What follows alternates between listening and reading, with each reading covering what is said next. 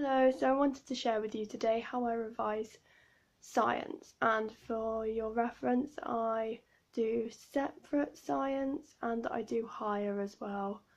So I thought I'd just put them all in one video, because even though the sciences are quite different, because like biology is 10% maths, chemistry is 20% and physics is 30% for example, I can still talk about the differences in how I revise in this video. So the main thing about science is that it's quite fact-based, so you have to just memorise a lot of things and then just recite them the way they want you to in the exam. So the only way I think you can properly go through it and the way I've got the most marks, for example in chemistry, is that every time I have a test I go through everything that might be on the test. So to do this you can get someone to test you on it. So I get my grandma to test me on chemistry, and she hasn't done chemistry before, so she makes sure that I only get it correct if I say exactly what's written down, because she wouldn't know about the other versions because she hasn't done chemistry before. And also you can use BBC Bite Size if you have less of a base knowledge on it. So if you've had like a bad teacher, that could save you, because for biology we've swapped a lot of teachers and my grades were lower than my target grade, so to improve that I use BBC Bite Size.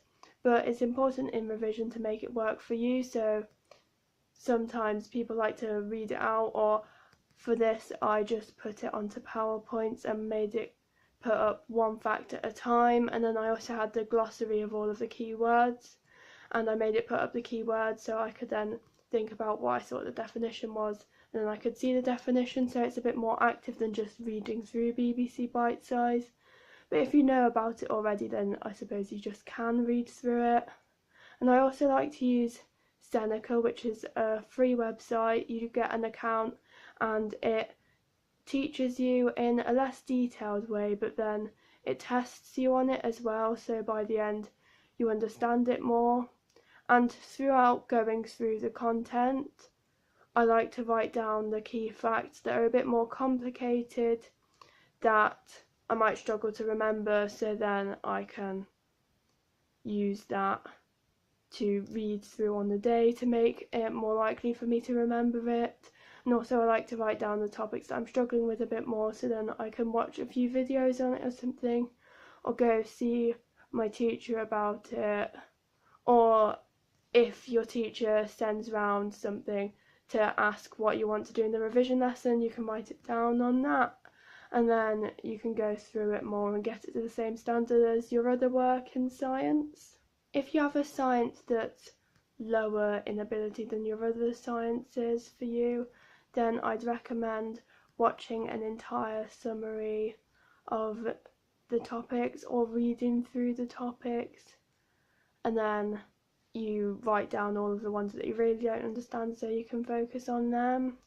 Or in physics in year 9 I hadn't listened at all, so I just made revision posters on all of the different topics and I condensed it so then I could remember it more. I think the key in science is to go through it multiple times, so before your exam you could watch the free science lessons videos for all of it, and also don't forget the required practicals as well.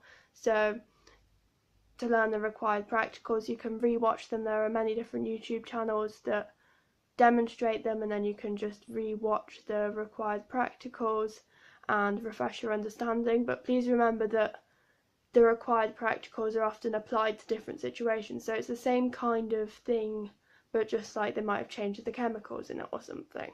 So if you keep that in mind, you don't really need to do that much preparation for it, I don't think, but if you're just aware of it, because it throws a lot of people off, then you can just apply your knowledge of the other required practicals and then still get the marks. Also, if there's some facts that you're really not getting, there are a few songs on YouTube that can help you remember it. For example, there's the physics equations song, and there's the electromagnetic spectrum song, and this can just help you remember the key orders of the facts, so you don't really have to understand it, you just need to kind of remember the song, which makes it easier to remember in the first place.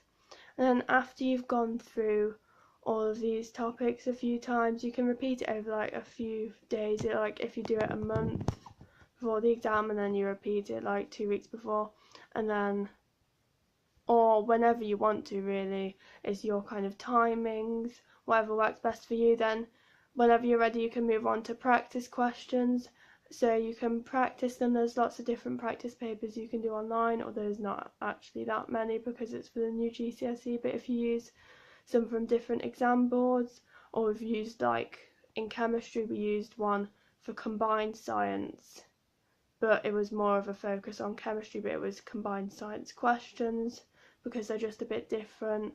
And there's lots of booklets that you can get, and your teacher might give you them, and then you can complete them and compare your answer to the mark scheme, so you can make sure you're writing exactly what you're going to get marks for, and just prepare for the style of questions that you're going to get. And then if you fill in a paper, then you can find out what you're losing marks on. If it's a type of question, if it's like the 6-mark question and you're struggling with the structure of it, or if it's a certain topic, like if it's like Newton's laws, then you can go over that and go over everything you get wrong until hopefully you'll get a good science grade. So thank you for watching, and I hope this has helped you. Good luck with your exams. Bye!